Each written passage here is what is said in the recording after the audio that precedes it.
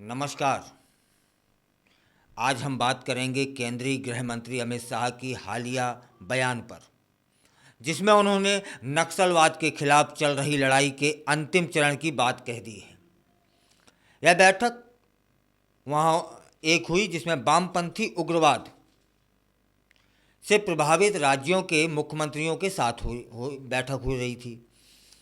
इसमें अमित शाह ने स्पष्ट रूप से कहा कि मार्च 2026 तक नक्सलवाद को देश से समाप्त कर दिया जाएगा। दोबारा से सुनिएगा, वे कहते हैं कि मार्च 2026 तक नक्सलवाद को देश से समाप्त कर दिया जाएगा। 2026 याद रखिएगा। उन्होंने यह भी कहा कि अगर हमें अंतिम व्यक्ति तक विकास पहुंचाना है तो नक्सलवाद को खत्म करना अनिवार्य हो चला है। उस बैठक में छत्तीसगढ़, बिहार, तेलंगाना, ओडिशा, महाराष्ट्र और मध्य प्रदेश के मुख्यमंत्री शामिल थे। आंध्र प्रदेश और झारखंड के मुख्यमंत्रियों ने प्रतिनिधियों के माध्यम से भाग लिया था। अमित शाह ने कहा कि नक्सल प्रभावित क्षेत्रों में कानून का पालन करना बहुत जरूरी है।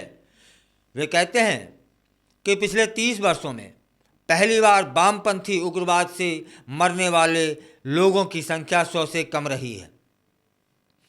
अमित शाह ने यह भी कहा कि लव इंडिया से लड़ाई अब अपने अंतिम चरण में है।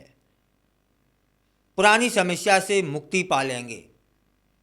इस समय 85% कैडर छत्तीसगढ़ में सिमट कर रह गया है। इसके साथ ही सुरक्षा बलों की संख्या भी बढ़ा दी गई है, जिसमें 12 हेलीकॉप्टर और बीएसएफ तथा एयरफोर्स के जवान भी शामिल हैं। गृह मंत्री ने छत्तीसगढ़ के मुख्यमंत्री और उनकी टीम को बधाई दी कि अगस्त से अब तक 194 नक्सली मारे गए। उन्होंने नक्सलियों से आग्रह भी किया कि वे हिंसा छोड़कर मुख्य धारा में शामिल हो जाएं, क्योंकि नक्सलवाद से किसी का भला नहीं होने वाला। इसके अलावा अमित शाह ने कहा कि नक्सल प्रभावित क्षेत्रों में विकास कार्य के लिए SRE स्कीम का बजट 3 गुना तक बढ़ा दिया गया है। अमित शाह ने यह भी उल्लेख किया कि हिंसा की घटनाओं में 53% की कमी आई है और नक्सली हिंसा से प्रभावित जिलों की संख्या 96 से घटकर मात्र 42 रह गई है। इनमें से 21 जिले नए बने हैं, यानी केवल 16 जिले ही नक्सल हिंसा से प्रभावित हैं। छत्तीसगढ़ की सफलता पूरे देश के लिए प्रेरणा बन सकती है। LWE के खिलाफ छत्तीसगढ़ सरकार ने एक विशेष अभियान चलाया, जिसके तहत कई गांवों ने 30 साल तक के बाद इस बार आम चुनाव में वोट किया।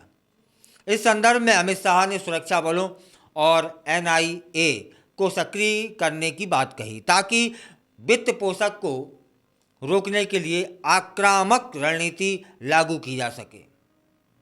वित्त पोषक उनको खाने पीने की व्यवस्थाएं उपलब्ध कराने वाले लोग। उन्होंने राज्य सरकारों से अपील की कि वे NIA की टीम को ट्रेनिंग के लिए अपने राज्य में बुलाएं, ताकि नक्सलवाद के खिलाफ और अधिक प्रभावी ढंग से काम किया जा सके। इस बैठक का उद्देश्य केवल नक्सलवाद को समाप्त करना नहीं था, बल्कि यह भी सुनिश्चित करना था कि विकास योजनाएं उन क्षेत्रों तक पहुंचें जहां नक्सलवाद का प्रभाव अधिक है। विकास और सुरक्षा दोनों एक दूसरे के पूरक हैं, और अगर हमें स्थायी शांति चाहिए तो हमें विकास कार्यों पर ध्यान केंद्रित करना ही होगा। अमित शाह का यह बयान उस समय आया है जब बांग्लादेश में राजनीतिक उथल पुथल मची है। भारत और बांग्लादेश के बीच संबंधों पर इसका क्या असर पड़ेगा, यह देखना भी दिलचस्प होगा। बांग्लादेश में शेख हसीना की सरकार पर भारी दबाव है, और ऐसे समय में जब भारत अपनी सीमाओं को सुरक्षित रखने पर ध्यान दे रहा है, नक्सलवाद का मुद्दा भी महत्वपूर्ण बन सकता है।